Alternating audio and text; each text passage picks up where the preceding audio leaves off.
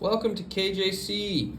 In front of me I have a few Sydney Mint sovereigns and a British counterpart sovereign, so we can go over some basic differences and why these coins are so special. So firstly, I have right here is an 1855 Sydney Mint sovereign. So this is one of Australia's most sought after and rare coins. It's the first ever sovereign produced in Australia. These coins were the first and only sovereigns that the Royal Mint allowed a different reverse design. This would never occur again. So as you can see here, there is a beautiful crowned Australia with Sydney Mint in the top. It's a bit hard to see on the camera, but I'll see if I can focus it and you can kind of see. So right there you can see all the beautiful detail in that coin. So there's your 1855, the first one. And then we have an 1856 right next to it with the lovely Queen Victoria with her hair tied. And then the next one, you can see the difference between the Type 1s and the Type 2s. So the Type 1s are 1855 and 1856. The Type 2s are from 1857 up until 1870.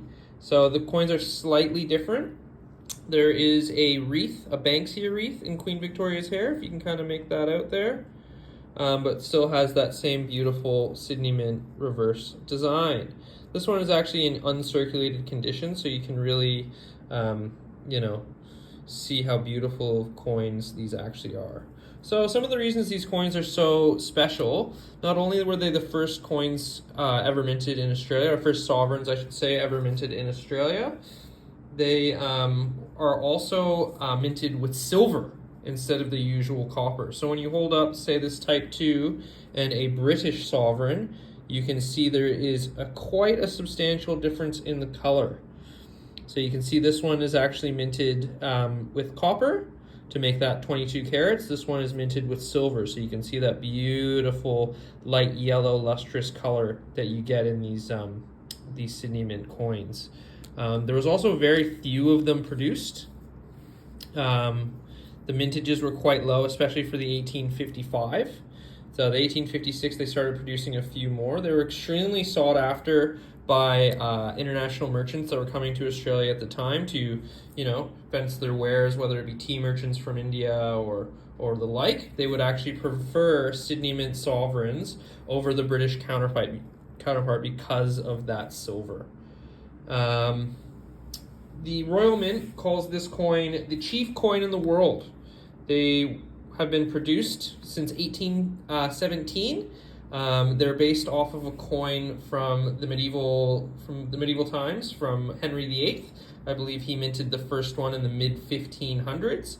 They were produced there for about 150 years until they went over to the guinea system, which obviously predates the sovereign. In 1816, they decided to do a new coinage within the whole entire British Empire, and that's where the sovereign came about. So they have exact specifications: 7.9 grams, 0.2354 of a troy ounce, and 91.67 pure gold.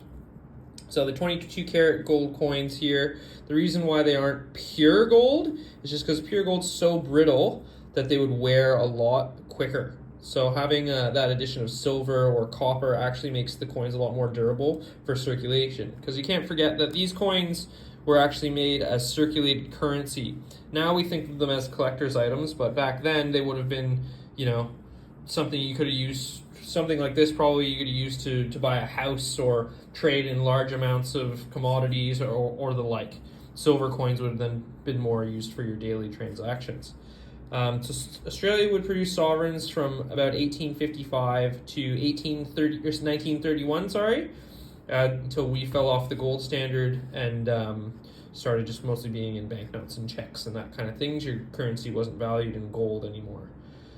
These coins are probably the most internationally recognized coins. One of the main reasons for that is purely just from the size of the British Empire. So the British Empire at the time was the biggest empire in the world. They controlled pretty much everything.